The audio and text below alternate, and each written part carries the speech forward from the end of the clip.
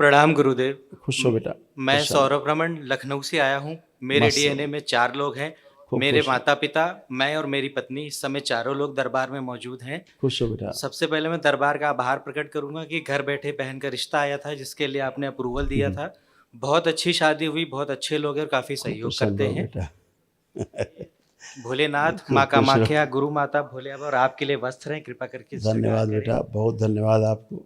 और ये बधाई भी हो आपको। थैंक यू गुरु जी। खुश हो बेटा। और ये छोटी सी धनराशि है भंडारे के लिए, कृपा इसे स्वीकार करें कि बड़ी कृपा होगी।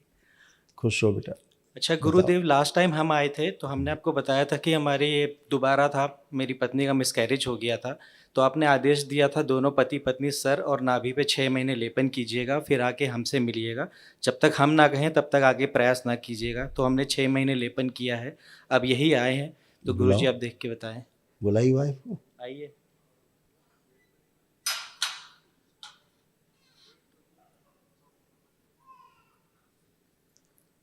प्रणाम गुरुजी।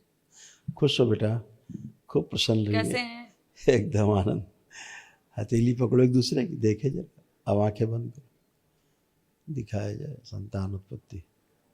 शिव। संतान उत्पत्ति ना होने देने स्मृति नष्ट कर दी। प्रहार। शुद्धि। विवाह के सभी अनावश्यक गठबंधन नष्ट कर दिए। प्रहार। इन दोनों के स्वयं के शरीरों में गठबंधन किए जाए, जीवन के गठबंधन किए। शुद्धि। प्रवेश। ईश्वर मैत्री। सूक्ष्म शरीर इन लोगों के स्थूल शरीर के बराबर कर दिया जाए, 2 इंच 2 इंच बड़ा कर दिए। इनके जननांग प्रजनन मजबूत कर दिया जाए, शुद्ध और पवित्र कर दिया जाए।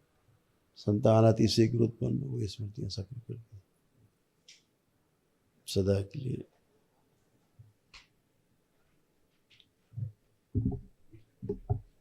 जो अंडाशय में सिकुड़न थी वो सिकुड़न नष्ट की जाए और संतान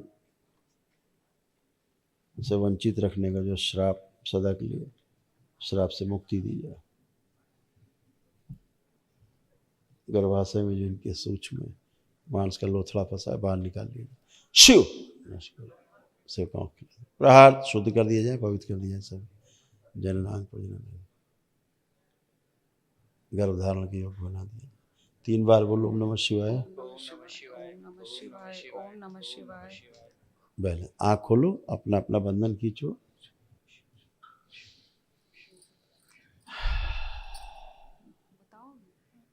बढ़िया है, आगे बढ़िए। गुरुजी वो दिमाग में चलता रहता है कि फिर से उसको कंसीव करने में वही सब चीजें याद अब आती देखो आ रहा है कुछ ऐसा दिमाग में, सोचिए सोचिए कुछ नेगेटिव आ रहा है? नहीं, अभी तो नहीं आ रहा है। गर्भ, अब तो गर्भाशय में हल्का सा इन्फेक्शन है केवल अभी। थोड़ा सा है, वो भी चला भी जाएगा। यूरिन का भी बार बार होता रहता है, इसीलिए वो उसी से जाता है। अगर अभी 1 माह और कर लोगे लेपन आप, तो और केवल नाभि पे डेली। दोनों लोग? नहीं, केवल तुम। अच्छा, तो गुरुजी फिर उसके बाद हम प्लानिंग कर सकते हाँ, हैं? यस। तो फिर उसके बाद हम आपसे मिलने नहीं, फिर तो बस खुशखबरी लेके आना। वही पूछना कि 3 महीने बाद फिर आपसे आके हाँ, मिल लेंगे। हाँ, ये ठीक है। डीएनए जो क्या कराते हैं। बिल्कुल बिल्कुल। और गुरुजी एक बात और कहनी है, वो थोड़ा जाप में मन कम लगता है, करते तो है लेकिन कभी कभी आप कुछ कर गलत हो पाओगे। जाता है। और आप कर पाओगे। गुरुजी दशांश भी देख लीजिएगा। सक्रिय। और एक एक्सपीरियंस शेयर करना है। हाँ। हमने बाबा जी से कहा था कि इनको तो होता रहता था, मुझे नहीं होता था, अनुभव नहीं होता था। अनुभव नहीं होता था। तो दरबार ने इनको अनुभव कराया। एक्चुअली मैंने मकान शिफ्ट किया रेंट पे, हाँ। तो हम 12वें माले पे रहने गए। हाँ। तो मैं अकेले शिफ्ट किया, ये बाद में आई, तो इनको भय था ऊंचाई का। अब जब उस घर में आई तो वो स्मृति सक्रिय हो गई। अब ये इनका रोना गाना चालू था मन ही मन, इन्होंने मुझसे शेयर नहीं किया था। फिर जब मैंने इनको देखा तो मैंने पूछा क्या बात है, तो उन्होंने बताया मैं जब से इस घर में प्रवेश करी हूँ मेरे को चैन नहीं है, मानसिक सुकून नहीं है। मुझे ऐसा लगता है, मस्तिष्क कहता है कि बालकनी में जाऊँ, खड़े हूँ, लटकूं, झांकूं, कूद जाऊं। ऐसी नकारात्मक इच्छा विचार आशाएं इनकी आती थी। तो मैंने संकल्प कराया, राहत होती थी, लेकिन वो फिर से वैसे ही बन जाती थी। तो दरबार की प्रेरणा से मुझे हुआ कि शायद इनका कोई शरीर है जो कि बहुत ज़्यादा थर्रा रहा है, कंपित है। तो मैंने कहा अब तो शक्ति प्रहार करना पड़ेगा। मैं डर भी रहा था, अकेला था वहाँ पे। तो मैंने माँ बाबा से अनुमति ली। मैं अभी तंत्र दीक्षा के लेवल 1 में था। तो मैंने माँ बाबा से अनुमति ली और सारे कष्ट बताए, तो तुरंत ये सक्रिय हुआ, मुझे ऐसा आभास हुआ। मैंने उनको कहा कि तुम बेड में लेटो।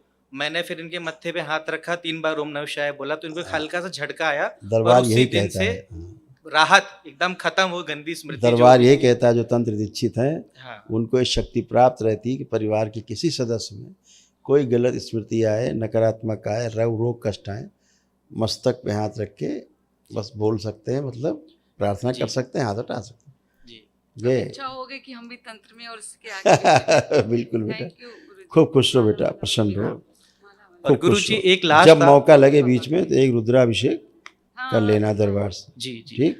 और गुरु जी एक लास्ट था, मेरी माँ के जप में बहुत विघन आ रहा है। पहले जिस डायरी में लिखती थी वो खो गई, अभी जप की माला खो गई और मंत्र खो गया इनका। वो खराब स्मृतियाँ रहती हैं, कुछ नहीं है। अब तो ध्यान रखें अपना, और क्या है, माँ से माँ का चित्र रखें, प्रार्थना करें, खत्म। अब ठीक तो है इतनी गुरुजी। सरल प्रक्रिया हो गई है, हाँ हाँ। सीधे माँ से प्रार्थना करो, काम खत्म।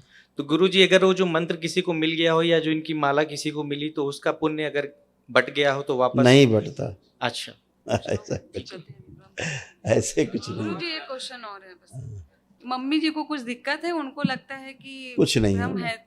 अभी देख रहे हो, भ्रम देख रही हो, हाँ, अपनी अभी- प्रार्थना माँ के समक्ष करनी। ठीक गुरुजी, धन्यवाद। अभी कर सकना हो तो रुद्राभिषेक शुरू होगा तो बैठ के देखो, सुबह हो सके तो एक रुद्राभिषेक करके तब जाना। थैंक यू गुरुजी। खुश हो बेटा।